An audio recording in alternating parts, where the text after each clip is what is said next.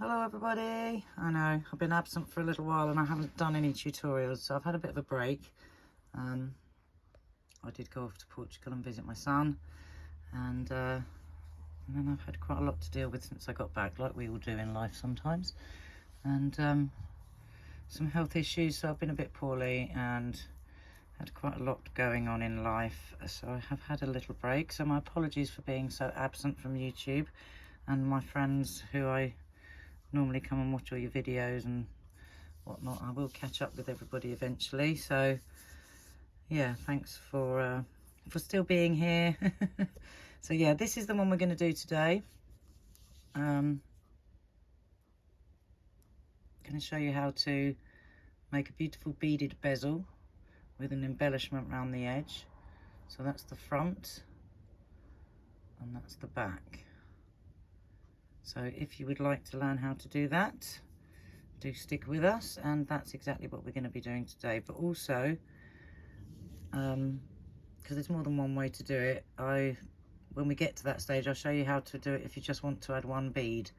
This one I've added a little picot because it's a smaller stone and a bit more delicate, and I was going to add these beautiful moonstone beads around the edge like I've done with this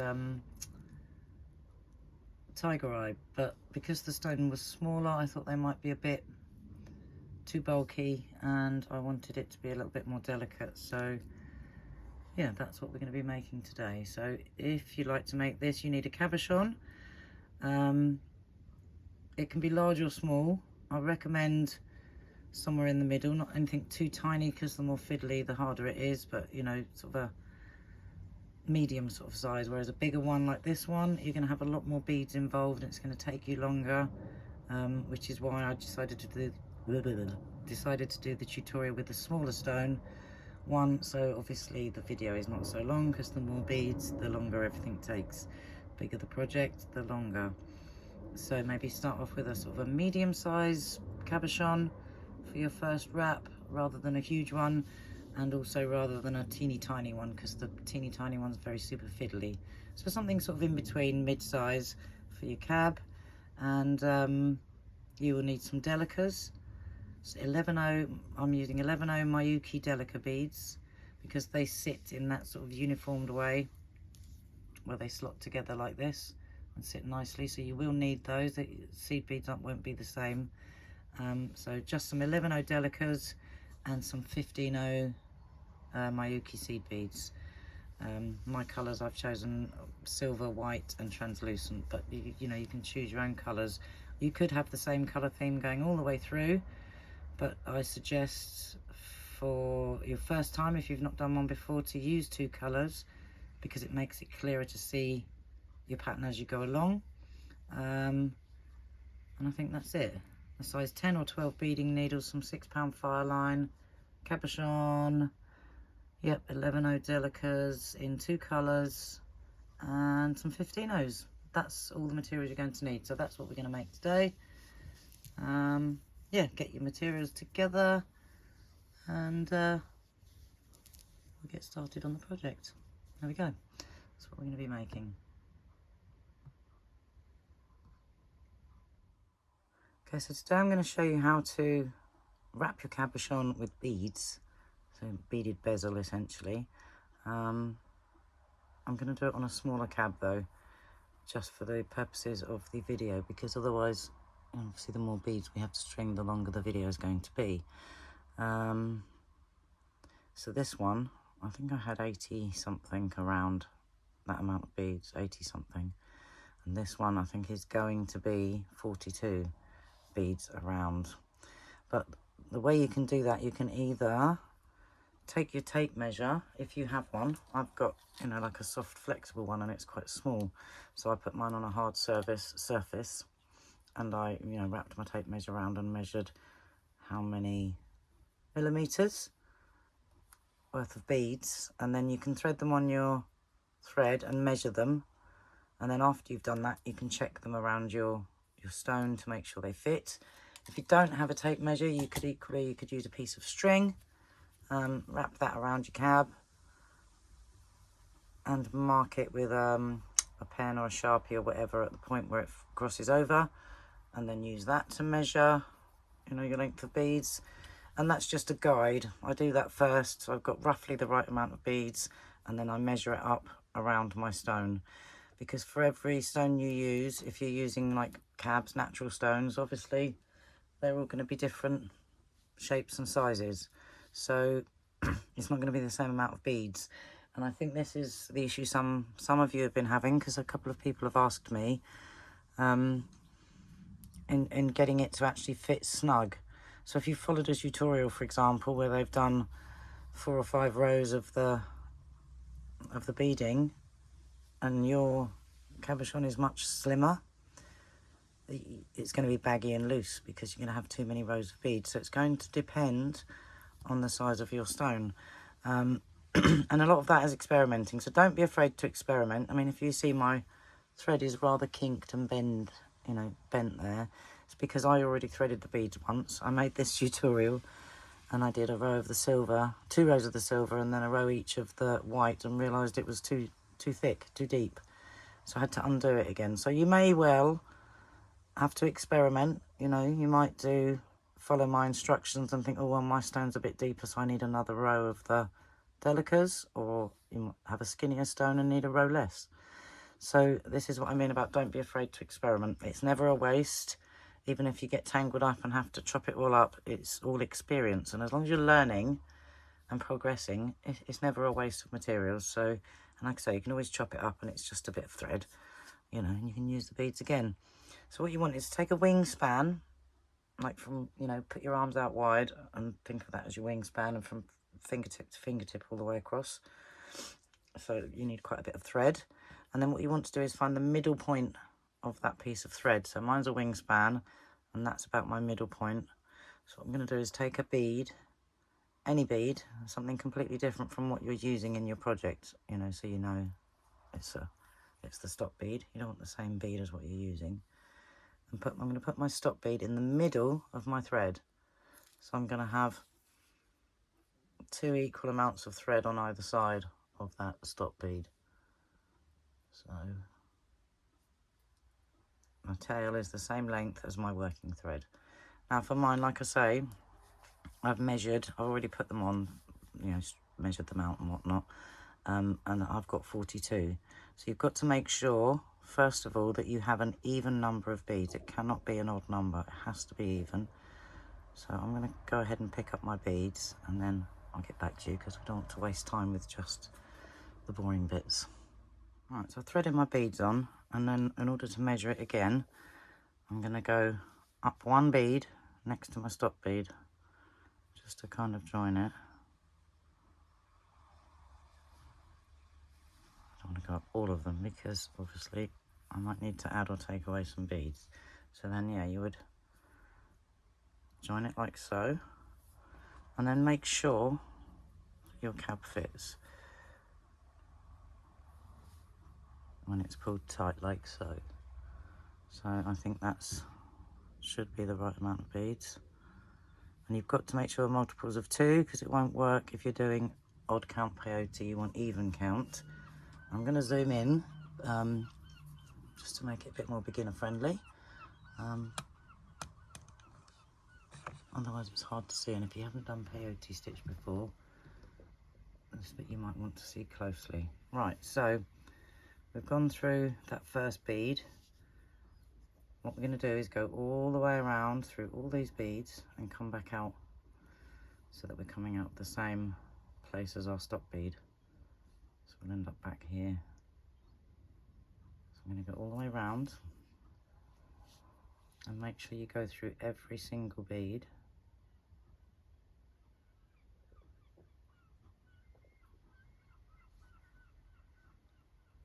So.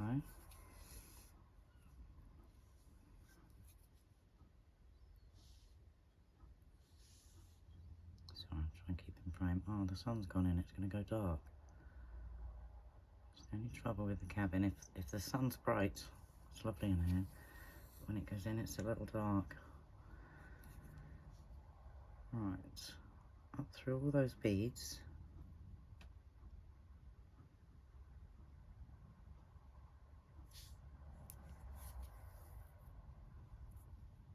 Where's my stop beads coming out of that one? So I want to go out through the same one as my stop beads coming out of, just because then I know that is my beginning point. So much harder to see when that sun goes in. That's better, it's coming back out. There we go. It's like someone turned the light back on. Okay, so I've gone all the way around and my 2 threads are coming out either side of that same bead. So what I'm going to do is put that on again just to be sure. And that's the only way to really be sure, is just to keep trying, making sure that measures correctly. So I think that's going to be okay. Right, so I'm going to take my working thread. We know the one with the stop bead is our tail for now. And I'm going to take one of my white Delicas. And obviously this depends on what colour scheme you're using. You can use any colour scheme. You can use the same colours all the way through for this bit. But I thought it would be much easier for you to see if I use 2 different colours. So I'm going to go the other way, sorry, turn that around. Facing the wrong way. Right, so I'm coming out of the top of this bead here. We're going to miss the bead immediately after it and go through the following bead. So miss one, go through one, like so. And pull. Now when you pull, you see they're going to sit side by side. Let's go in even a bit closer. Oh, it doesn't want to zoom. There we go. Right, see how they sit side by side? And then you've got the one above. So we're going to do the same thing. Pick up another bead. And we're coming out of this bead here. We're going to skip that next one and go up the following one. So kind of like a hit one, miss one, hit one, miss one. If that makes sense. So one more. And give it a little pull, like so. And always pull in this direction as you're going. So as you pull tight, pull this way. Don't bring your thread back this way and pull, because when you're pulling against your beads, and you know that could possibly cut your thread, or at least fray it. And also you're not then pulling your thread up in the direction of your work. You're not going to get it as, you know, neat and tight as you want it. So always pull as you're going through in that same direction, pull that way, not back. So I'm going to do the same again. Pick up another white and I'm going to skip. I'm coming out of this one here. I'm going to skip that next one and go up the following one, like so.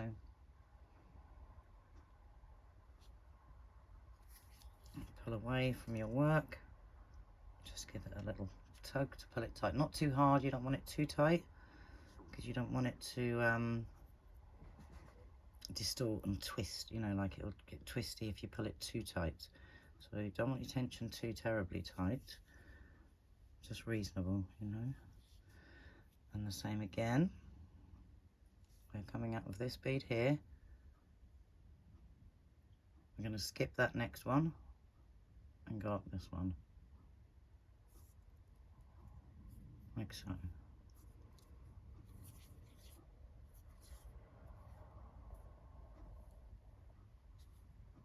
And we're just going to continue in that way. Hit one, miss one, or miss one, hit one. So miss that one, go through that one. We're just going to keep going like that all the way around until we get back to the beginning. So do one more with you and then I'll get back to you like a couple before the end and show you where we go from there.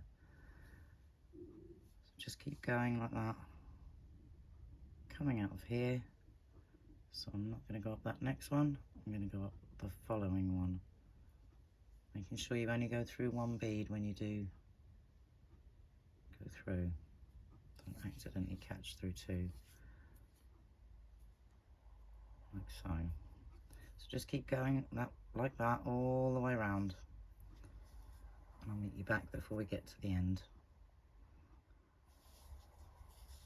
Okay, so I'm almost back around.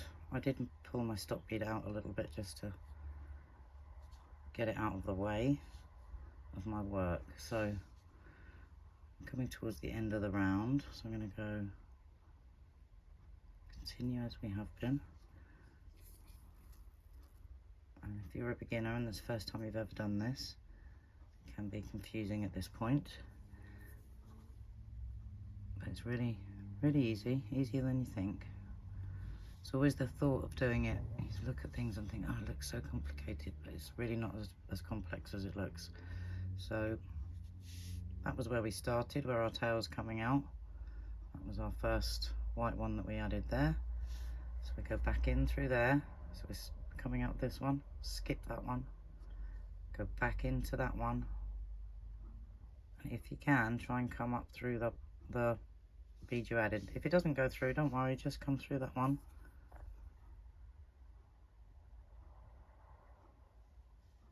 And then we're going to step up so we can do a next round here and go through the first white one that we added, like so. I think that was in frame. So, like so. And then what we're going to do is you can either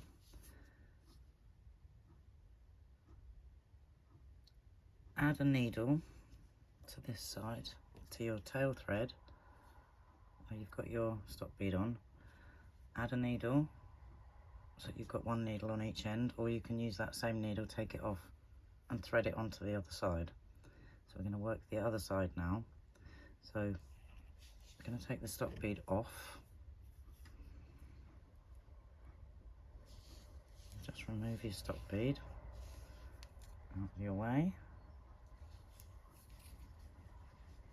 Right, so working on this thread and then making the other one now is our tail. So what we're doing is swapping our working thread for our tail. So now we're coming out of the same bead here, the silver one, and our tail is coming out of that white one. So we're in this silver one. What we need to do is come this side, turn our work. So we're going to be working on just the silver beads, not the white ones. So we're coming, and we're coming out of this silver one here. Right. So I'm coming out this silver bead here. Just want to step up to the sticky out one. You can see we've got ones that are sticking out, ones that are set in. So we're going to come out this silver bead here and go up, step up to that silver one there that's sticking out. I call them the sticky out beads. Right, and this round should be a little bit easier than the first one because you have got a whole row of beads that stick out that sit next to that white bead. So you've got like one and then a two, a one and a two, a one and a two. And what we're going to do is going to add a white bead to the other side of our silver line here by going through just those silver sticky out beads. So we're coming out of this one, in this one, and go through the sticky out one, like so. And as you can see, that will put the white one next to it. So we take another one, another white bead, and again, we're coming out of this one here. So we skip that one and we come up through this one, and it should be easy to tell you this is why I've done two colours, because it's going to be the one beside my white one, not the one set in. So we've got two here, go through that silver one, like so.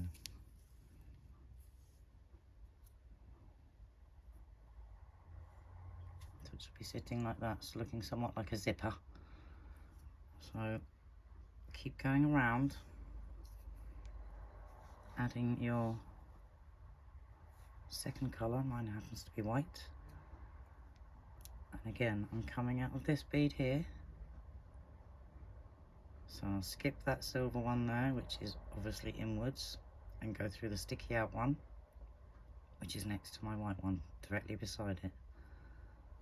So just go through the sticky out bead, like you would on regular peyote.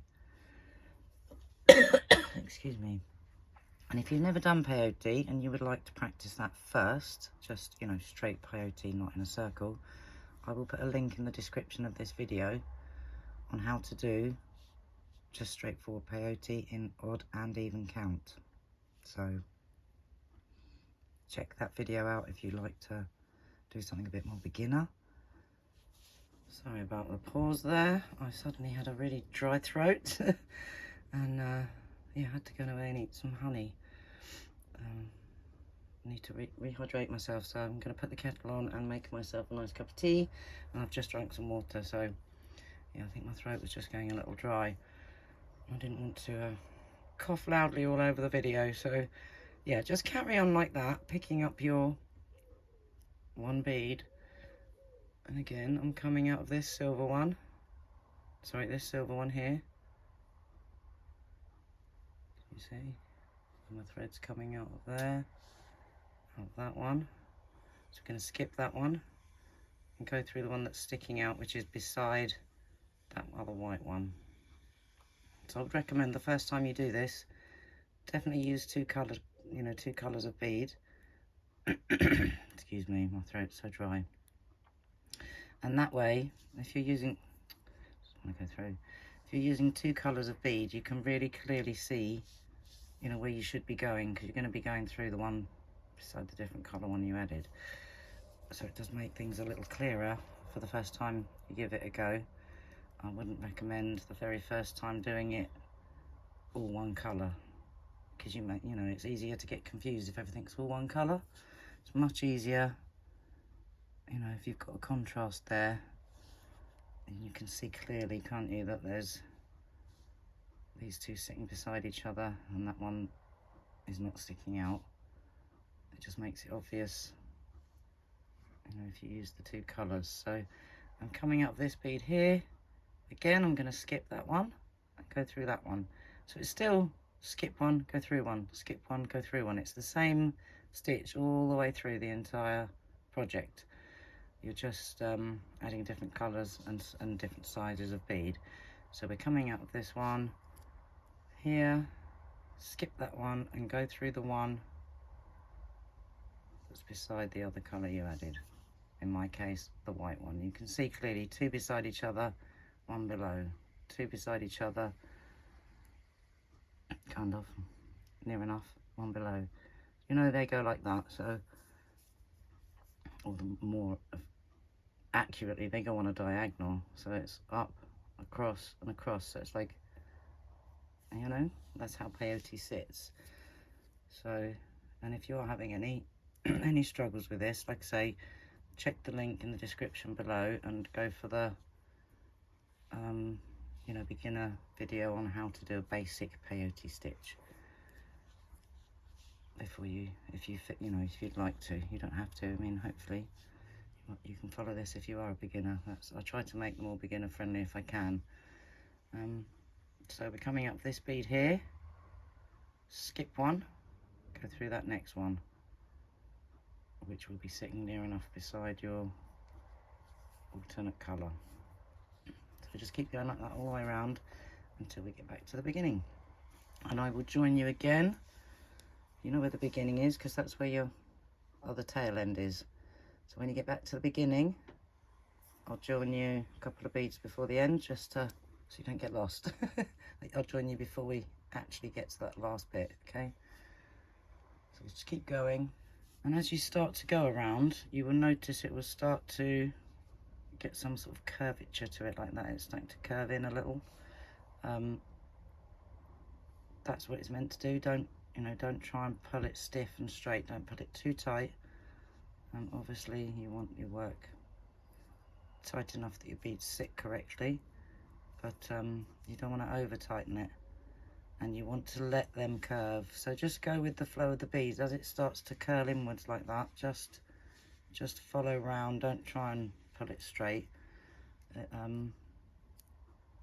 Just, you know, one bead at a time, and get round to the other side. So just sort of go with the flow of the beads. Don't try and force it out straight, and don't tug it, you know, really too hard. Bead's not sitting straight, is it? Oh. Pull that a little bit. There we go. So yeah, just keep going round until and I'll meet you at the other end. And just follow that curve. Let it curve, you know. Okay, we're almost back to the beginning. And at this stage, yes, it looks a little funky, but we're almost there. So just carry on as we have been, coming up that one. Go through the one that's sticking out there.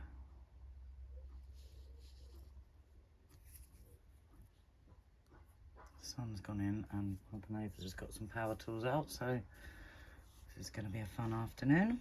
I might have to have a pause, have a little cup of tea. That's going to hydrate my throat. Right, so then the next one is going to be our beginning point, because that's where we stepped up on the other side. Look, we're coming through the white bead with our tail thread. Now, we go through our last sticky out bead on this side, right there, beside the white one.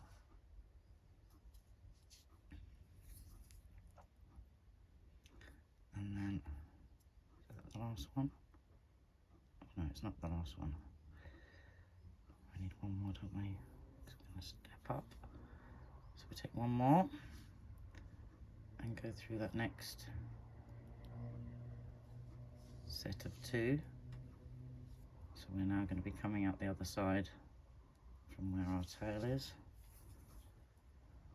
like so. And what we also want to do now is do exactly like we did on the other side. We're going to step up into that white bead. So we're coming out with the silver, go up through the white.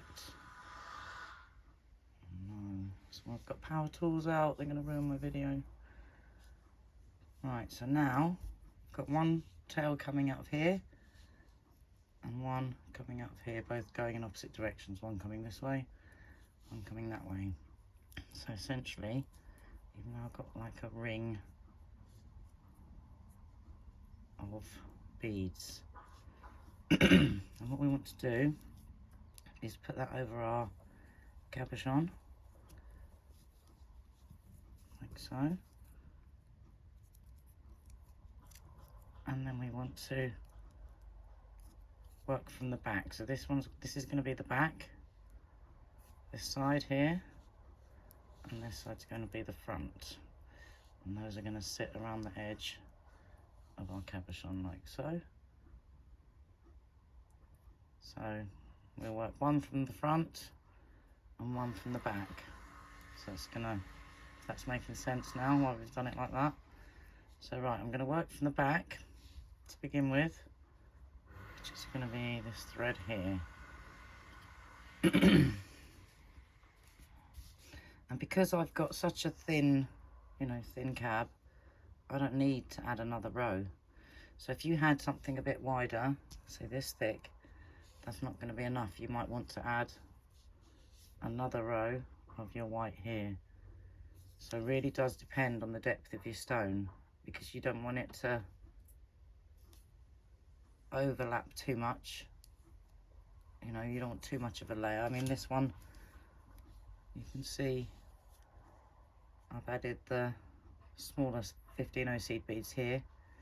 I've got quite a few rows of that in the Delicas. So you're going to have to sort of judge it by your cabochon, how much that just fits. Look, we don't need any more, otherwise it's going to come way too far over your stone. So starting off working from the back, we're now going to change to our size 15 seed beads. But like I say, this if you're having trouble finding that yours won't tighten up around your stone. Maybe you're doing too many rows of the Delicas. So here I've just got 3 rows. I mean, if you had a super skinny, maybe you're just going to do 2 and you wouldn't have added this extra, you know.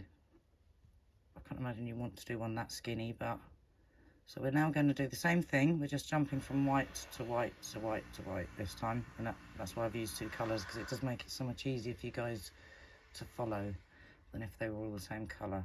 So I'm picking up a 15-0 in a clear crystal colour and going through those sticky out beads like so. So I'm going to go all the way around and just do that all the way around like so. And what's this going to do is going to tighten everything up and pull it in. Like on the back of this one, look. So it makes a nice sort of little cup to hold your cab. So we just proceed like that all the way around until you get back to the beginning. Just keep going through those white, in my case white beads. Just the sticky out ones. It's quite obvious on this round which you have to go through, and then on the next round it'll be obvious too, because there'll be the only 15-0s. You're not going to be going through the Delicas, you're just going through the 15-0s, so the next round also will be obvious. So we're going to do 2 rounds of this. So if you feel confident to go ahead, steam on ahead to your next, just keep going, keep beading onto your next round. Do go ahead. And for those of you who are beginners, I will meet you back around the other side just before we step up.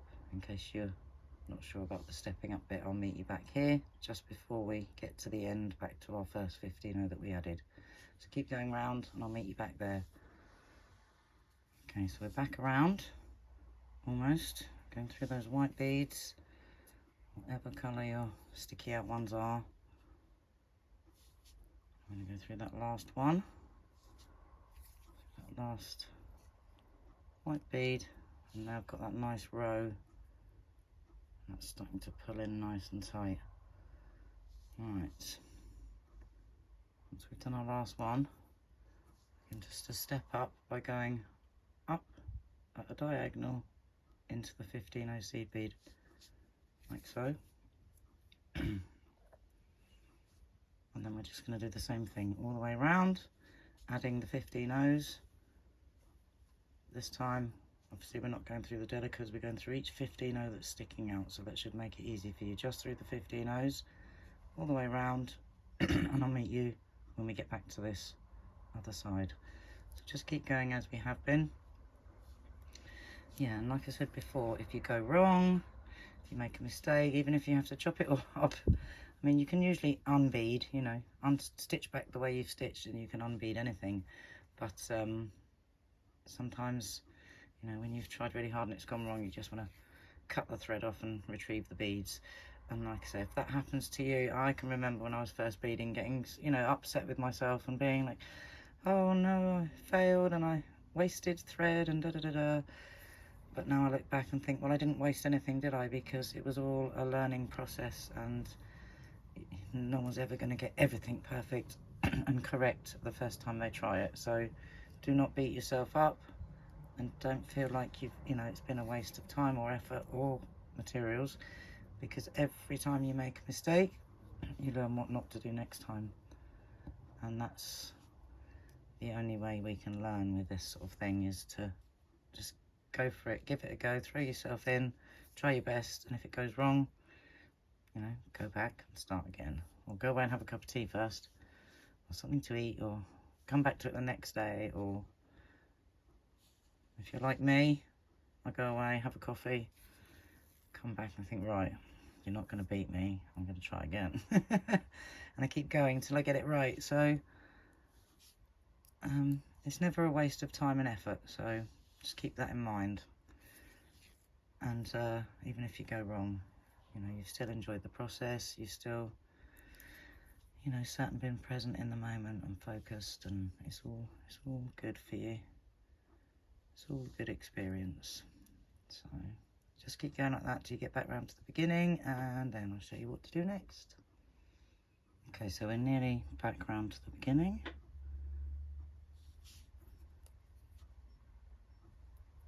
And this will tighten up your work a lot. Do keep your tension nice on this, you know, nice and tight on this round. May well have to do one more round. So, right, so I'm back at the beginning, and it can look a bit confusing, but that was my first 15-0 that I added, so I'm going to go up through that one. And then we did a second round, which will be the one at the diagonal. So we're going to step up so that our thread is on the outside of our work, ready to do another round. But before we do that, let's check that we need one. So we take our cabochon, pop it inside there, turn it over, push it down inside. It's still coming through the back. You don't want it to come through the back, you want it to sit nice and snug in there like that. So we're going to do another round to further tighten that in. I think we need, yeah, another round.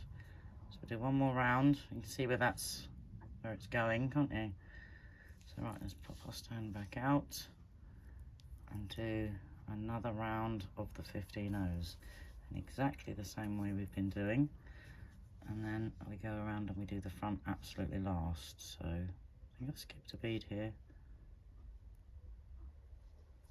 Look what I've done. What have I done?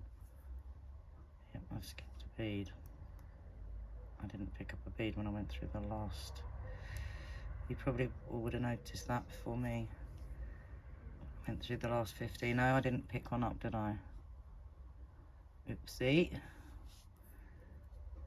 Hope some of you noticed that. Glad I spotted that. Right, there we go. We have gone through the last one and then step up through that 15-0, so we're on the edge. And again, if you are a little bit confused or lost, do go check out in the description below the video on how to do the basic peyote odd and even count. So they're both in that same video, I think. Right, so we stepped up and we're just going to continue on now and do another whole round of those 15s, which should bring the back in tight enough to hold the cab. So just keep going round, and make sure your tension's good. And this to be nice and tight, but again, don't pull too hard or in the wrong direction, otherwise you don't want to cut your thread. So it's really going to tighten in now on this round. So just keep going like that all the way around until we get to the other side. Just keep going, and I'll meet you when we get to back to the beginning. Right, so I'm back around to that last bead rather. I'm going to go up. I managed to get it through both, look. Through the 15-0 and then the first one we added from the previous round. Like so. Now that has gone quite nice and tight, look. So what I'm going to do is pop my cabochon in there. Make sure it fits. And it does, there we go. So that's going to hold back quite nicely, look. So now we've got to go back and work on the front. So that's what the front looks like at this point. So, yeah. Right, I'm just going to leave that tail there for now, and we're going to work that in at the very end. So turn your work over, make sure that's sitting nicely, which mine is. And then we're going to go back to this thread. So leave that one, and that now becomes your tail. We're going back to the front of our work. We're coming out of this side bead of this white one. I usually like to work upwards, but I'm going to have to work downwards this time. So right, I'm coming up this one here. Now I want to start adding my 15 O's on this round. So I'm going to pick up one 15O. I'm coming up this bead here, go down through that one. And we're going to keep our stone in place now. So if you just hold it sort of in the middle, it should hold everything in place correctly as you stitch. So I'm holding it like that. And sorry, that's my tail. And I'm just going to keep coming down, going in between those white beads. It's obvious at this point where you need to go because that's the only row sticking out. So yeah, if you've been having trouble getting yours to sit tight, make sure when you're ready to go to your 15 O's that you're not going too far over the top of your cabochon. You want it just on the very edge on both sides before you start your work with your 15 O's. And then the 15 O's, pinch it up and make that ring on the back. So if you've added too many rows of your Delicas, when you go to add your 15s, it's going to be baggy and loose and it's not going to tighten over your stone. So for the subscribers who have asked me about that particular issue they're having of not being able to, you know, you don't want this moving around.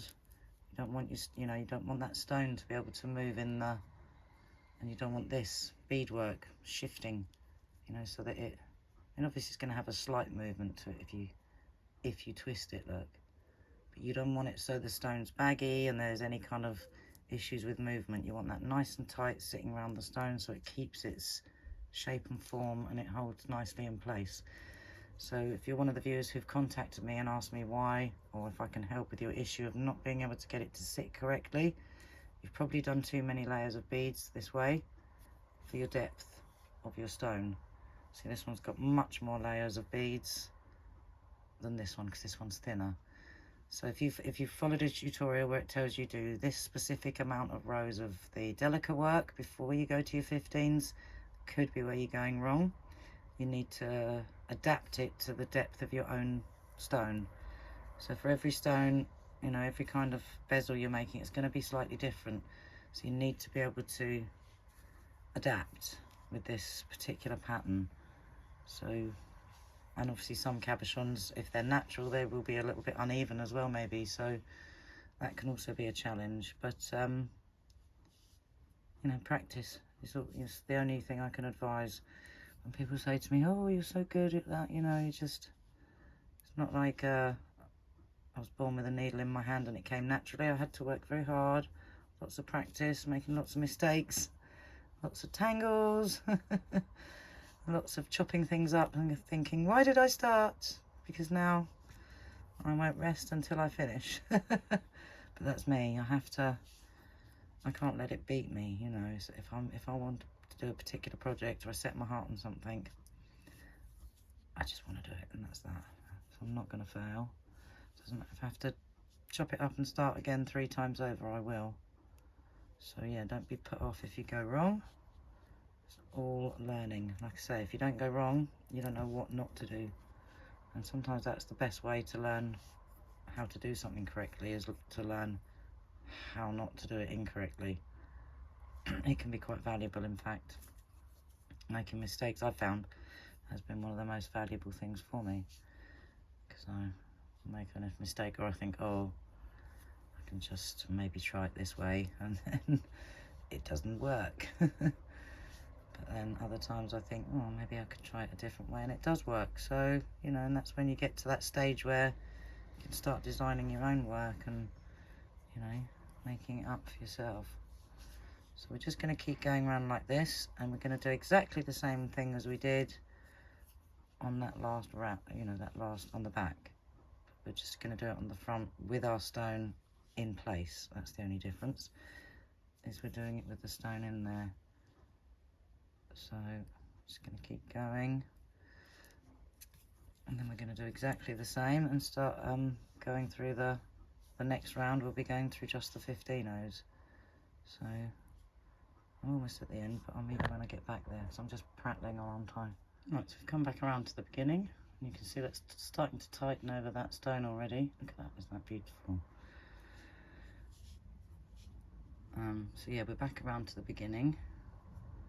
So we're going to go through the white bead and up through the 15-0 if you can get it in one hit. That's fine. If you can't, which I didn't, just go through it afterwards like so. Now this time we're going to do another round of beads.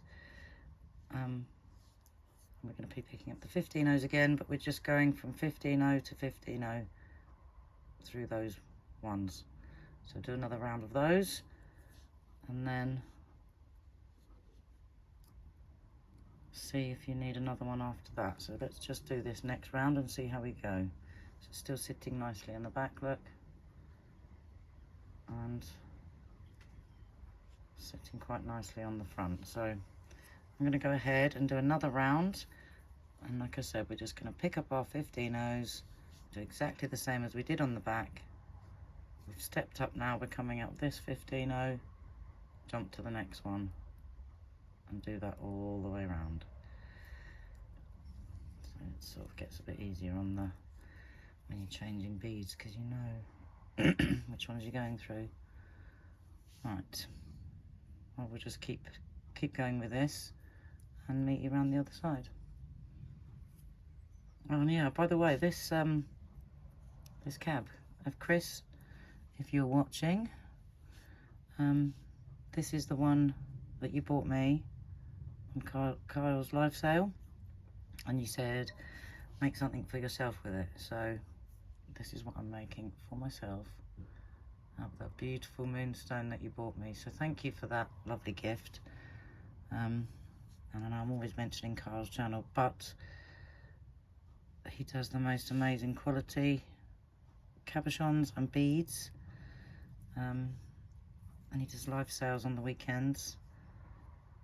And not only does he do excellent live sales, really good quality, you know, cabs and rocks and specimens and beads, and real mixture of stuff, and he does his own lapidary work and makes knife handles and all kinds of stuff go on Carl's channel.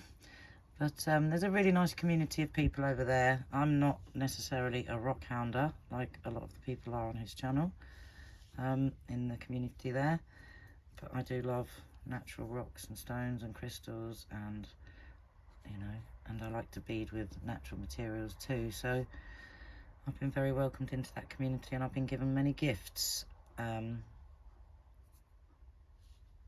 the live sales on the weekends when I hang out in the live chat. So yeah, this little stone here came from Kyle's, and the stones I'm probably going to use for the embellishment came from one of Kyle's live sales as well. And might not necessarily even make sense to have beads shipped from America, but I like to support other small businesses, and Kyle's a very honest and genuine person. And also I like to know that when I'm buying natural stones like these, that they're real, you know, not fake. So he knows what he's talking about, he knows what he's doing, he knows his rocks and crystals, and they're always the genuine article. So that's very important to me as well. So yeah, thank you Chris for the cab, and yeah, this is what I'm making for myself with it. Yeah. While I'm here, yeah, these also, where are they? If I can find, there they are. Gifts from Carl's channel. This is from Cheryl, my opalite dinosaur. This one I actually bought, but Doug made a bunch of these for everyone in the rock group. And this one, this one, thank you Kyle. I got that in my latest package of beads. So yeah, you'll probably get it if you go over to his channel and join in the live sales on the weekends for if you want to buy beads or cabochons, or yeah, most excellent. I love my little gnomes. So those little guys all sit on my desk, just as a little reminder of the lovely friends I have in the rock circle, and just a reminder of the kindness of the people I've met on YouTube. They sit on my desk and watch over me while I work. So I've got my dinosaur, my meeple, and if you know, you know what a meeple is. And now I've got another little addition, is my little gnome. So it's like having little reminders of friends sitting on my desk watching over me. So almost as good as just having some friends in the room. It's really nice. So those are my little friends on my desk that watch over me while I work.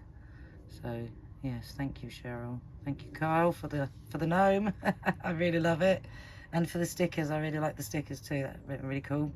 So yeah, that was a nice surprise in my package of cabochons, which just quickly while I'm here, I know I shouldn't distract, but look at those.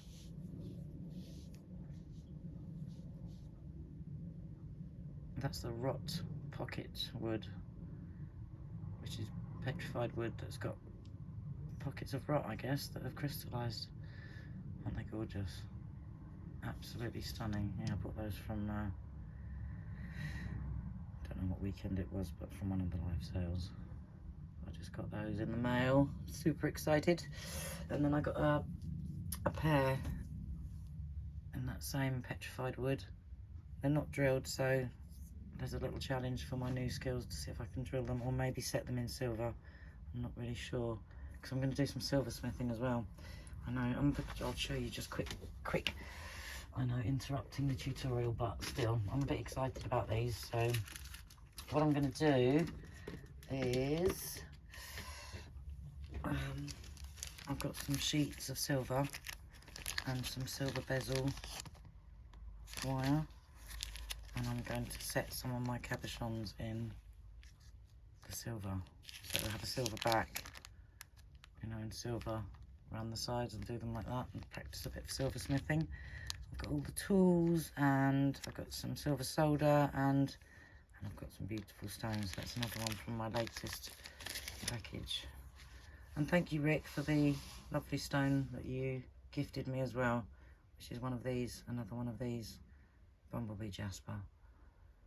So yeah, anyway, on with the tutorial. Sorry about that, guys, getting distracted there, getting excited about my future projects and my beads and stuff. But yeah, so yeah, carry on with your 15 all the way around until you get back to the beginning, and we'll probably do one more row after that. So just keep going round. And for any of you who are interested in coming and joining on the weekends, maybe buy yourself some nice crystals, rocks, fossils, beads, cabochons. Kyle's channel is World of Rock Hounds. That's on YouTube, so do check that out. No, he's not paying me. I just really like the community there, and I love the quality of all the stuff that I buy from him. So I thought, in case anyone wanted to buy any of these 2mm beads as well, because they do work really well for doing the embellishments on these cabs, and you can get, you know, the stones to match because they're all natural stones. So yeah, check out World of Rock Hounds if you are interested, especially if you're in the United States of America. Okay, so as I'm going round, which is why I say you've got to be flexible with this, I'm realising I probably won't need another round after this. I think that is going to be enough to hold this cabochon in place. But this is very much going to depend on your stone. So the depth of it, the shape of it, some are more flat at the sides, and you know, some are more rounded and domed. The depth, you know, all those things are going to count. So you may well have to do another row, or you may be the same as me, and this will suffice. But make sure you do give it a good old, you know, tighten up, because we want our tension to be really good on this round. And if you do need another round, on that round also, but I'm only going to need one more. This is going to be my last row, and then we can work on the embellishment and how we add that. And by embellishment, I mean the beads around the edge. If you don't have tiny beads that match your stone like I have, well, for a start, you could go on over to Kyle's channel, because I've got moonstone, I've got peridot, I've got garnet, I've got amethyst, I've got rose quartz, I've got did I say moon? Yeah, well, I've got a bunch. And because I have cabochons in those stones as well. I've also got a lapis lazuli. I mean, have you ever seen such tiny lapis beads? They are so gorgeous, and they're all faceted, so they give a nice sparkle. But yeah, if not, if you don't want to go over and join the rock sales on Carl's channel, they're lovely 2mm beads. They're just perfect for this. But you know, you could use seed beads, you could use a 2 or 3mm bicone, you can do a little picot with these same seed beads we're adding now. You can do your picot with that. There's many options for your embellishment, so you don't have to have the exact same beads as me at all. I often experiment with, you know, different beads than what the pattern will tell you it's supposed to be. Just, you know, it's part of the fun of it, isn't it, really? So, but if you do particularly want to, you know, like say you've got a moonstone cabochon and you would really want to use moonstone beads around the edge, yeah, I would recommend Kyle's channel. Because when you order moonstone, you get moonstone, not some fake thing. So I know everybody's, you know, gets overwhelming with the internet, doesn't it? But Carl's very reliable, and yeah, he sells really good quality beads and cabochons. But it's not, like I say, you can do a picot, you can do whatever you want for your embellishment, any kind of bead, as long as it's small enough, really. That's the point. You don't want anything too big. Right, then I'm going to step up through that last bead, and then I give it a good tug. And at that point we decide, do we need another round or are we done? So tighten off both sides. It's coming out that way, isn't it? That way, so pull that tight. Back, definitely, we've definitely got enough on the back where that sits nicely, look. And I would say we've definitely got enough on the front there. I don't think that that's going to come out of there or be any movement at all. So yeah, and I don't want to go too far over the stone because it's such a beautiful moonstone. Look at the flash in that one, absolutely gorgeous. So right now, technically we've finished our actual bezel. So what we want now is to get rid of our ends, our tails. Well, tail on one side we want to get rid of. On the other one, we need to work it through to this middle here, where we're going to start our embellishments. So I'm going to take the back tail. Let's see which one's the longest. Whichever's the longest thread is the one I'll use, the back one. Right, so that's the longest one. I'm just going to twist my threads. Alright, because the back one is the longest thread, I'm going to keep that one on. And this one, this tail, I'm going to tie in. So now how I'm going to do that is I am going to, I'm coming out this bead on the edge, and you always want to sort of go on the diagonal, so I'm going to go up through the 15, and if I can get through the 11, the white one, I will. Yeah, through those two on a diagonal, like so, and pull tight. Make sure it's not gone loose.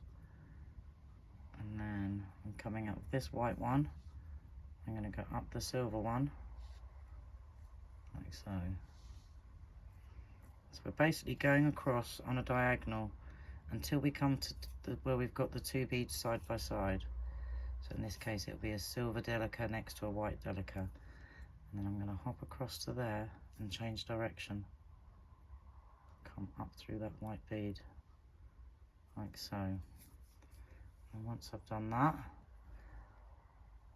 coming out of here, I'm going to go at an angle on the diagonal across those two beads. You can get up two. If you can't, just go up one at a time and pull.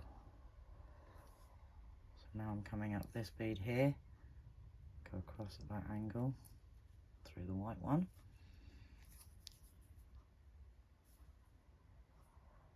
And then I'm going to go up at an angle back through the silver, sorry, not back through it, but back in that direction. Keep going. The idea being that if you weave up and down enough times, you won't have to do any knots, which is most excellent, because I hate doing knots, especially in peyote stitch. It sort of pulls your work, makes, you know, you can see, almost see where those knots are. So if you can get away without doing knots, it's fantastic. So now I'm coming up the white one. Do the same, double back again by going down the one beside it, like so. You only do that where you've got the two beads beside each other, so you've got 1 2 1 1 2 1. So when you jump across, don't do it when you've got one at an angle. Do it like that. Go down, and once you've done this a few times, it is highly unlikely that your thread will ever work its way loose, and you won't need to do any knots. So keep going at an angle, so, and then again on the diagonal, up through that one, through that one, and you can just, you know, keep going through as many beads as you feel, you know, that it's going to take for your work to be secure, and change directions as many times as you see fit. I would say a few to be on the safe side, and that way you don't have to worry that your work's ever going to come undone. So again,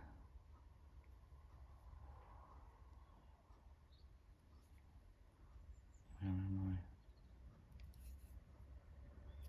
I'm going to go that way.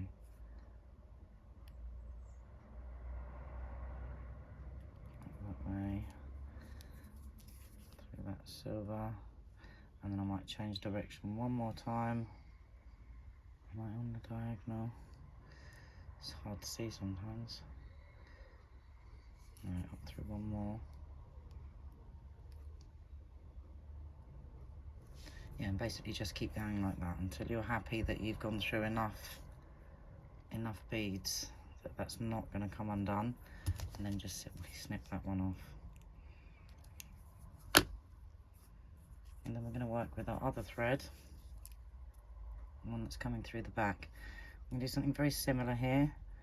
Coming up this bead, we're just going to cut across at an angle, like so, on the diagonal, rather not an angle, the diagonal.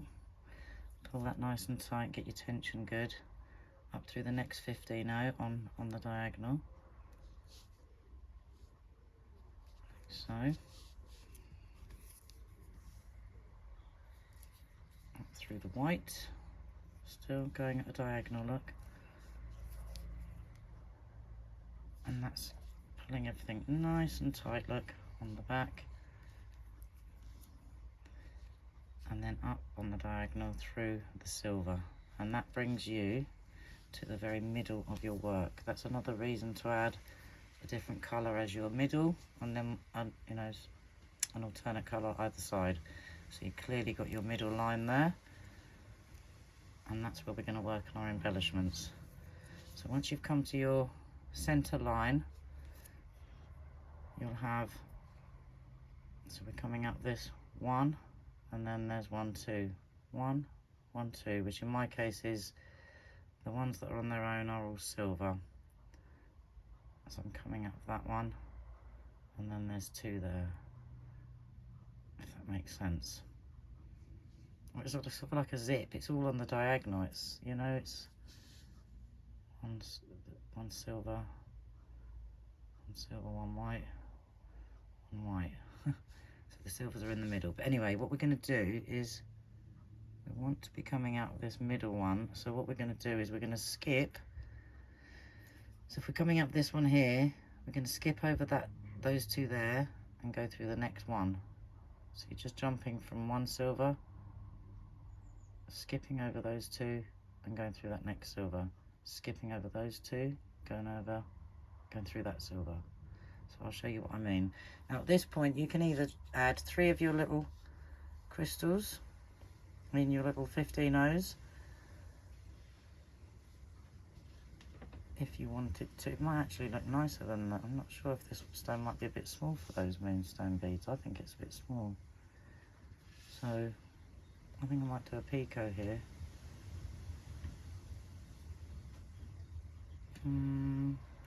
See, at this point, this is what I mean anyway. You can choose. You can go, take one of these beads.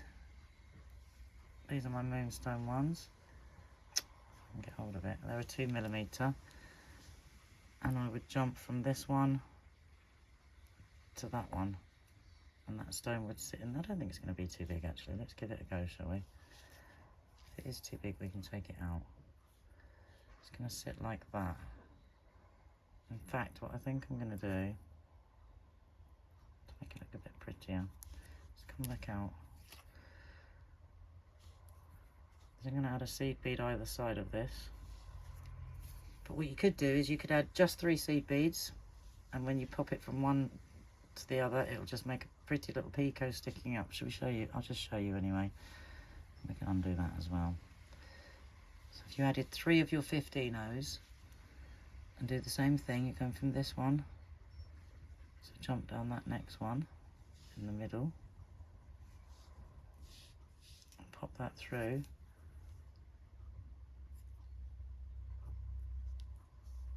that would sit, do you see what I mean, in a nice little picot, and you could have that all the way around, and do the same again, add another 3, just making sure that this top one sticks up. Putting them tight, make a pretty little picot. I mean, I think that would look lovely on this, but I don't know, I'm torn as to which one I should do, to be fair. Let's have a look, see what it looks like with the with the 2mm and the 15s. See what that looks like. Right, so I add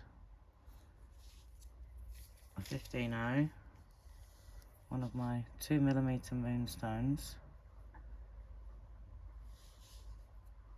and another 15-oh. Maybe there's not going to be space for it, who knows, we will see. This is what I mean about experimenting. Don't be afraid to try, try different stuff. You can always undo it. You don't have to be stuck with it, do you? You can experiment and see how things work. I think it is going to be better with the 15-ohs, although I think it is somewhat large for this stone, to be fair. I think I'm going to just do the picot. Yeah, I will. I've got some much bigger moonstones than this. I think I'll use the... Oh, damn it, I've got it tangled. If you get it tangled, don't worry, just take your needle off, pull it out like so, and that's the job done. So yeah, I think what I'm going to do is save the moonstone 2mm ones for a bigger stone. I mean, they worked really nice for this one, but like I say, that's a larger stone. And I did these ones on the edge. I didn't do them in the middle. This one I'm doing in the middle because it's a smaller stone. But you can, you can play around with the embellishment. You can try doing it. You don't have to do it down that middle line like I'm doing here. You could say, for instance, go down the edge, the front edge. I like to put one in the middle. And yeah, I'm going to try the picot. 2, 3. I think something a bit smaller would look nice. Make it more delicate because it is a small stone. So I'm going to jump from... So the light's reflecting so much it's hard to see what I'm doing. Right, hopefully you can follow. So I'm doing the 3. Pull that tight and it sits up, like I say, in a nice little picot, as we call it. Let's try and get 3 more. And we're just going to do this all the way around, which is another reason to have, an even number of beads.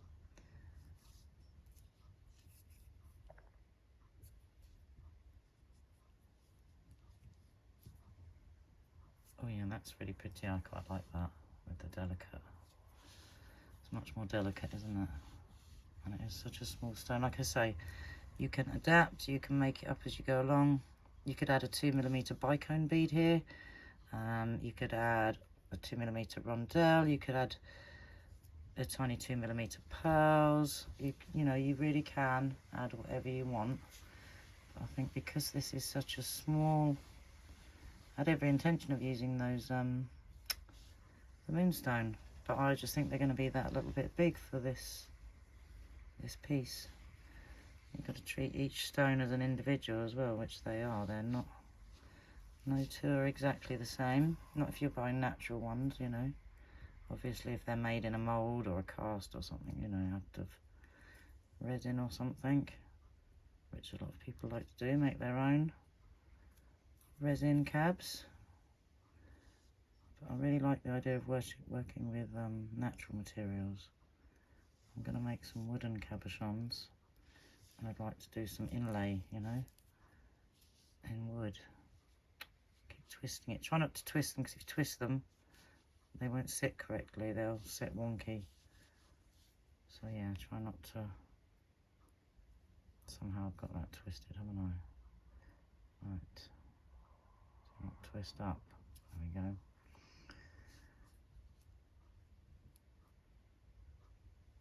It's still twisting. Right. Sorry, did I go out of frame there? I was going to go back up this bead because I'm not sure why I've got everything twisted. Just want to look at that and see what I've done. If your threads get quite twisty, just lift them up in the air and pull them and let your bead dangle, and it'll untwist your threads. Right.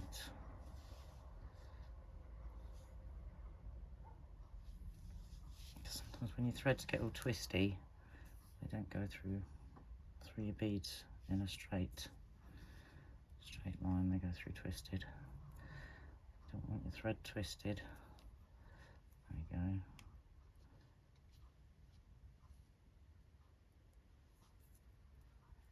And again, just pick up another 3.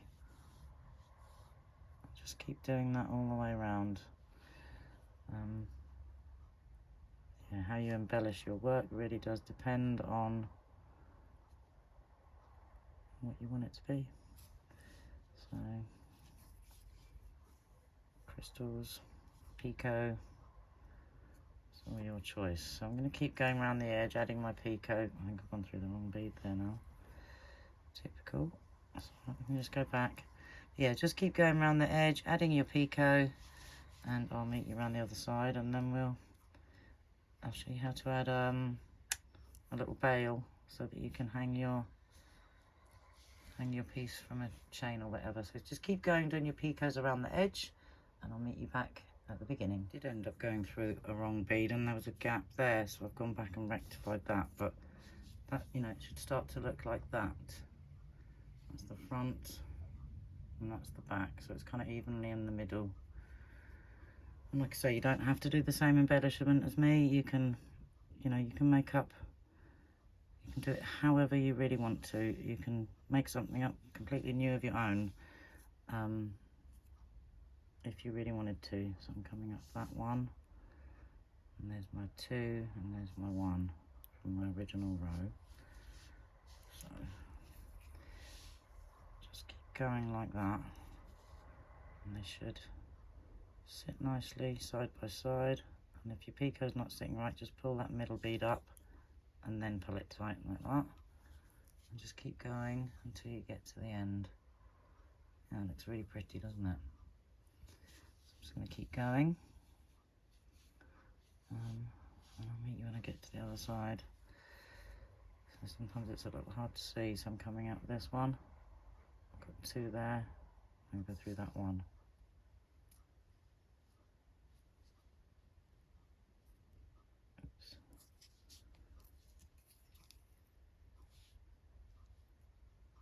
Holding it like that as well, so that when I pull it through, it doesn't twist, because if it twists up, the picot will not sit correctly. Like, and see how it wants to twist in that direction. So if you just give it a little pinch to the very last minute, it shouldn't twist. No guarantees, of course, but it shouldn't. Yeah, try and get that middle bead to pop up like so. Oh, that is so pretty. Right, keep going like that and I'll meet you when we get to the other side and we'll make a little veil. How pretty is that? Absolutely gorgeous stone as well. I want to see it out in the sunlight because they're much nicer in natural light, aren't they? Right, I'll meet you at the other end. Just keep going. You can do it. You can do it. Keep going. You get there. Right, I'm pretty much gone all the way around now. Why do I say pretty much? I mean, I have gone all the way around. Gone all the way around. I'll have to take it in the sunlight and show you because it's so much nicer. I've had to have the artificial light on, which, yeah, doesn't that take away a lot of the natural? I think so. Even though it catches the flash. So that's what it looks like in natural light. I'm going to take it outside and show you before we go and do the bezel because I think the sunshine's going to fade. But yeah, so what we're going to do next is, once we've gone all the way around, we're just going to work through to where we're coming out of the middle here. Basically, work our thread. Let me see if I can focus. Yes, we've joined our last group of beads in through the silver here. We're going to step up into these white ones, into these white beads, and try and come out here in that central point. Or we might have to work between these two. So it's going to depend on your stone. What I always do is I get a needle and stick it through the middle and see how that hangs. So if that hangs as a good mid spot and it's straight, and sometimes it, you know, depends how it sits as to where you're going to put that bezel, but we're going to work from the top here, hopefully from your middle bead. What I say on this one, I think I had to do from the two, yeah. Can you see I went in there and there? Sorry, I'm out of focus. I went in there and there and did two. Where's that light? I don't know if you can see that, hang on. Yeah, I went in here and here because the bead that was central here, it was, and it's too delicate to hang off just that. So that's what we're gonna try and do. We're gonna aim for coming out of this one and this one, it looks like. So what we want to do is get out a thread so it's sitting somewhere central here, so that we can come out with these beads behind our row of, you see, does that make sense? Behind our row of beads here, and then we're going to make a bezel like that. So it's not going to be too difficult. So we need to, yeah, bring our thread up through here somewhere. I just don't like the artificial light on all this white. It just, horrid. What do you think? It looks nice, doesn't it? We'll take that out in the natural light and have a look, and then we'll get our bezel done. Right, quick tea break for me because I've got dry throat again. Yeah, I'm really pleased with that. That's really pretty. I quite like it with the Pico, as well as with the natural stone beads, you know, but obviously because it's so small and delicate, I think those beads would, you know, these ones would have been a little bit much, a bit chunky around the outside, so they look nice on the bigger stone, but I think that looks really, oops, other way, delicate and lacy. So as soon as I be wearing that myself, that's much more me, more delicate. And that's the back. So if you've managed to get this far, well done. I'm just going to put that down for a minute, go and have a cup of coffee and probably something to eat, so I'm getting a bit hungry, and I will be back and we'll do that bezel up here in this area. So bear with me and I will be back. I'll have a quick look at it outside in the daylight as well. So I've come out into the light, so we can clearly see in the daylight what it looks like. I've still got my needle stuck in there. That lovely sheen. Look at that. Look at it actually in the sun. Look at that. How beautiful. Oh, I really love moonstone. Moonstone and opals, they're two of my favourite. I saw a really nice blue opal necklace, which I would really like. Yes, that's pretty, isn't it? Okay guys, I'm gonna have coffee and then I will see you back in the studio and we will do the bezel. Okay, so we're back and I didn't mean to say bezel, I meant to say bail. I've got to make the bail, not the bezel. This is the bezel. The bail at the top. So I'm coming out with the silver one down here, in there. I'm going to go up through the white one, like so.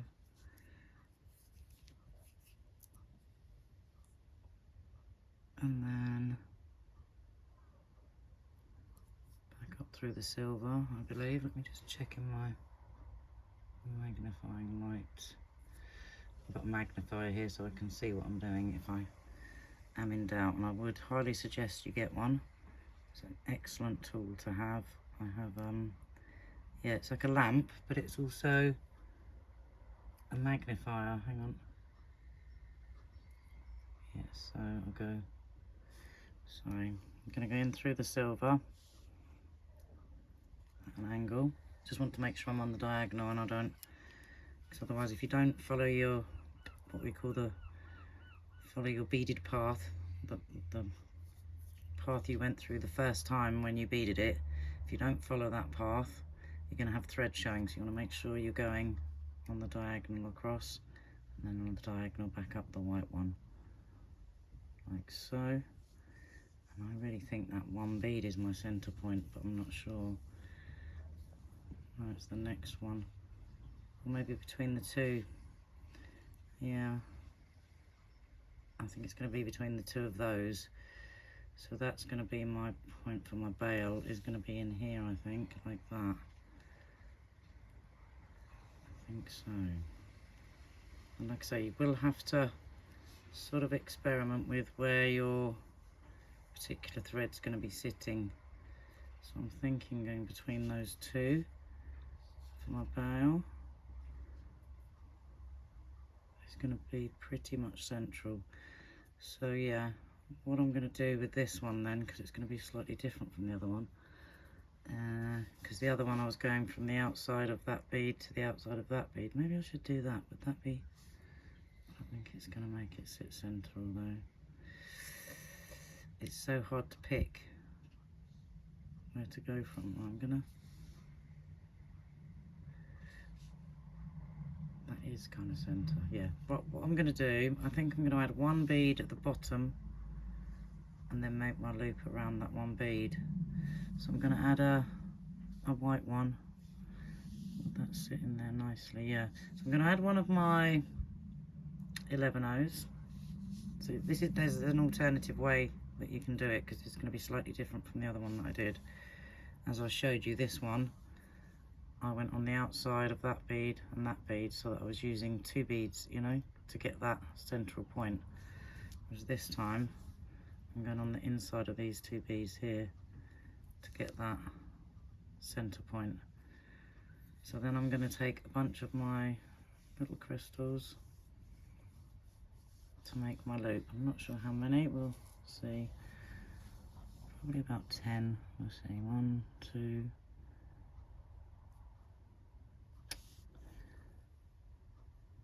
3, 4, 5, 6, 7, 8, 9, 10. Let's try that.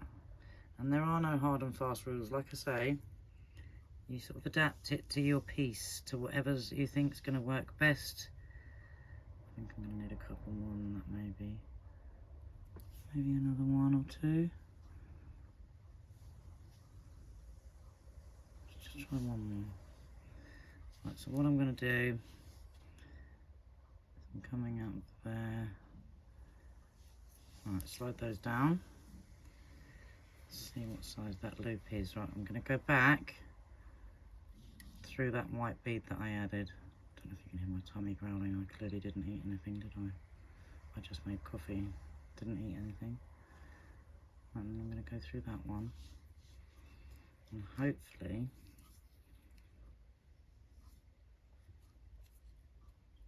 nice. Yeah, that will sit nicely.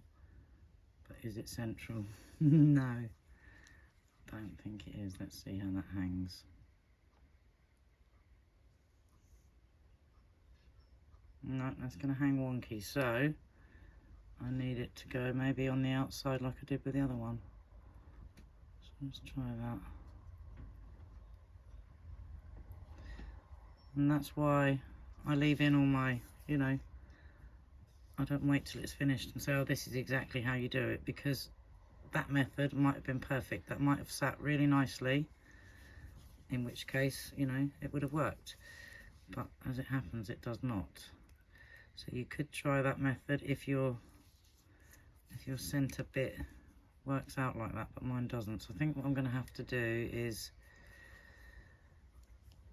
work my way to the next bead. So I'm going through that one, through the silver, and then up through the white, and see if that will be more of a center point for me.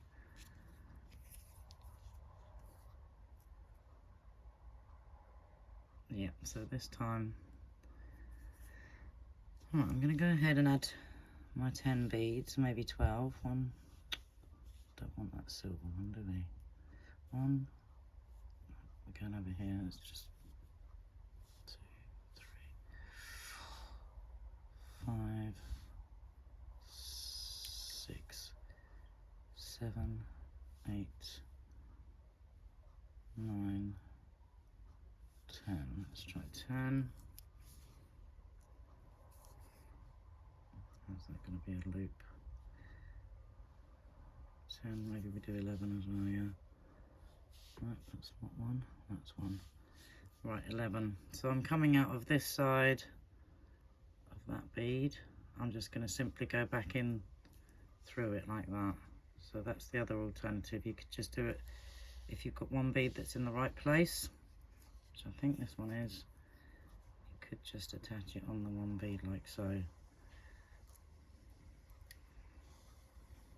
For your bail. See how I've got that going through, and now I can just reinforce and just keep going round in a circle like so. Whereas this one, when I reinforced, because I was going in through this bead here and this bead here, each time I went through, I think the last time I left a thread, yeah, I was going through that one and then through here and then up through that one. So otherwise I'd have had a load of thread showing when I reinforced. So now, if yours is central, that's fine, just use the one bead, and now we're just going to reinforce. We're going to go back up through all those beads.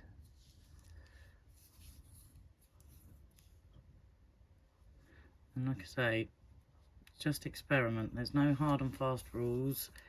Find a central point and, yeah, just add your bail. I keep calling it a bezel, I don't know why. It's a bail. Bail. Get that word in your head. That's because we've been working all this time on the bezel. I've got the word bezel in my brain. So now I've gone round those 15 O's again, look. I'm going to go back in through that white central bead there. Just in through that one.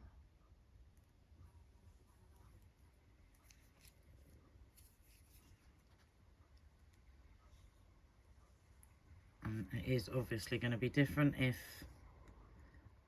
you know, depending on where your bead is sitting, like I say, you might have to do it how I did on the tiger's eye, or you might have to do a complete different way. Or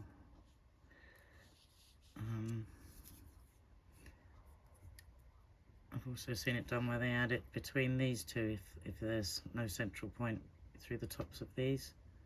Through this one here, you could add it through there, if that's your center point. But I like to put my bezel behind my row of beads. So, but not everybody does everything the same. We all do things differently. So whatever way you find it works neatly, because it's got to be neat too. You want it to sit nicely, you want it to fit nicely. So I've done 11 beads, which I think is a nice size loop. Get back down through that one. And if you wanted to do more reinforcing going around it, like, I don't know, you could go 4 or 5 times probably if you change to a size 12 beading needle.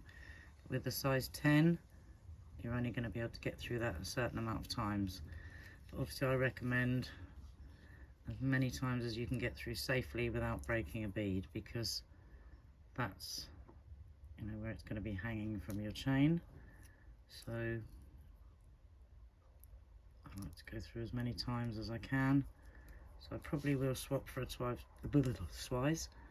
size 12 needle and give it one more go round after this. But then after you've gone all the way around, you're going to tie some knots and lose your thread back down in your work in exactly the same way as we tied in our last tail end. So once you've done all that, see, that's as tight as that's going to go with a size 10 needle.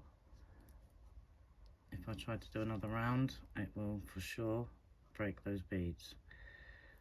And that's the last thing you want, is to break your beads at the very end of your work. Trust me, I've done it. I've probably even done it on video actually. If you guys have watched enough of my videos, you've probably seen one where I've sort of pushed my luck and said, yeah, I reckon I can get through that one more time, and then you just hear that horrible crunching sound and you know you've broken a bead. It's like, no. Especially at the very end of your work. So if it starts to get really tight, don't force it. Don't, you know, try your luck, because if you break the bead, that's it, you've got to take it all off and do it again. So yeah, once I've added that, I'm not going to go and change my needle and reinforce it again, and it's going to be for me. So right, so once you've done that, you've got your little bail on the top, like so. Just going to lose your tail back down into your work, so in exactly the same way that we did before. So you want to go in on a diagonal through there,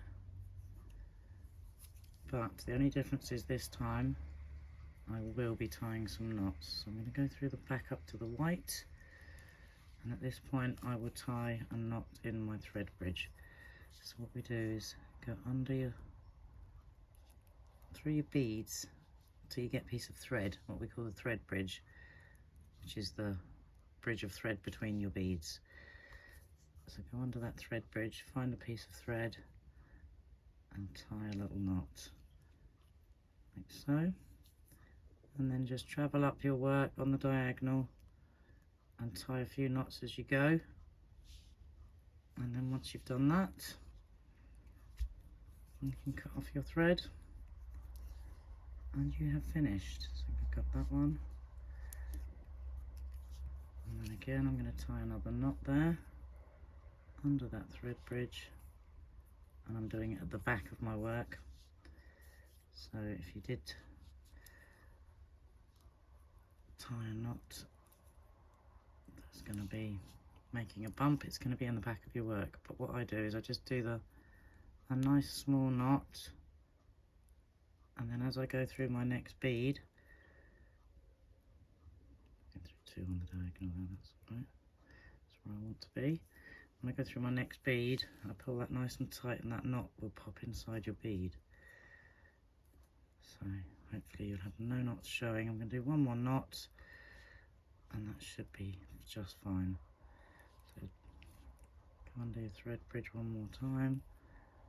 Just want to make sure your work is nice and secure, because the last thing you want is to do all that work and for it to come undone. So that is the last thing we want. So we tie our final knot in that thread bridge, like so, nice and tight, and then just go up a couple of beads, because you don't want to ever cut your thread on a knot in case you cut the actual knot itself. So always take your thread a couple of beads away from where you've knotted, and then snip off your thread.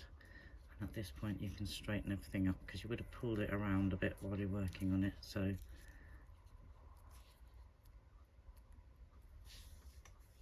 I just put it on the hard surface or a flat surface and make sure everything's sitting evenly, and voila, we have our finished piece. And then what I'll do is I'll get a silver jump ring and pop that in there and then put a little chain on it. So hopefully I've got my midpoint. If not, I will have to take it off and do it again. So yeah, hopefully you can always test it by putting a piece of thread through and hang it, just to make sure it hangs nicely. Yep, that's going to be fine. Look, it's hard to show you because it's hanging. Yeah, what I do is put a piece of thread through like that. Just aim this at an angle and you can see what I mean. And hang it from that piece of thread just to make sure, you know, it hangs central. If it doesn't, obviously you could you know, maybe try that before you finish your knots if you're really not sure, but I'm pretty sure that, you know, is my central point, so I'm not worried. But yeah, test it out. So I'm going to go and get a jump ring and we'll stick that on, and then I've got some silver plated chains. Unfortunately I don't have any sterling silver ones, but I've got some plated ones. I think that will look pretty on a silver chain. I might have to get myself one if I'm going to keep it for myself, or I might make myself a beaded chain like I did one for you, didn't I, Chris? The Chris that gave me this stone, I made you I gave you the blue lace agate one, and I made a beaded chain to match, so it all sort of flowed. So I might make a beaded chain out of these tiny crystals to match. But let's go get a jump ring and we'll attach that and put the chain on, and then we'll look at it again outside in the sunshine. Okay, so let's get this one finished. We are so nearly there. Right, I bought some sterling silver jump rings because I'm going to be making some silver jewellery, obviously. So I'm thinking I'll put the sterling silver jump ring on, and for now I will use the silver plated chain, but I'm thinking I would really like to put it on a, you know, either a sterling silver chain or I'll make a beaded chain. If I make a beaded chain I'll do another video on that. So, but it's my birthday in a few days, so maybe I'll just ask for a silver chain for my birthday from my son or something, and then I'll swap this out later on. But for now I'm just going to use this silver plated one just so we can see it finished, and like I say, later on I'm going to get myself a sterling silver chain. I'm going to buy a few actually for when I do my pendants. I'd like to, whoopsie, sorry, I put my jump ring on. I'd like to, was I totally out of frame that whole time? Sorry. I think most of you know how to put a jump ring on. Open it up, slide your bits through and join it back together.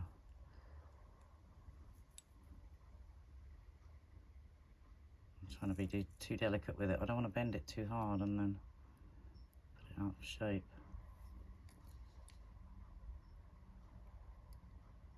So it's best to go just beyond and then back. It's not actually closed. Here it is. Yep, that's good, that'll do. Right, there we go. So, voila. One finished pendant. There we go. To move all that stuff out the way. Doesn't that look pretty? Let's take it out in the sunshine and have a look. Well, the sun's actually gone behind a cloud, but we're in the daylight, so I think the daylight's just nicer. And that hangs nicely, look. Pretty much on the midpoint there. But like I said, you will have to experiment with finding that middle point. But that really does look lovely, doesn't it? And that flash is gorgeous. Look at that beautiful moonstone. So yeah, that's our work completed. It really does look pretty, and it's nice and safe in there. It's not going to come out. Absolutely no way that's coming out of there. And there's a couple of other bezels that, you know, can be a bit slightly more decorative. Maybe we'll do a tutorial on one of those another day. But yeah, and I'll show you this one out in the daylight too, just because the stones look so much nicer in the daylight. So yeah, that's two little bezeled stones. Okay guys, well thank you for watching. Hope you'll have a great day, Stay inspired, stay creative, and I will see you all soon in the next video. And if you stuck all the way to the end and you made it, well done. Well done to you. And like I say, if you go wrong, do not feel like you've wasted time or materials. It's all part of the learning curve, and it's all building your skills, so don't ever think of it as a waste. Okay guys, thanks for watching. Have a great day. Stay inspired, stay creative. See you all soon. Bye for now.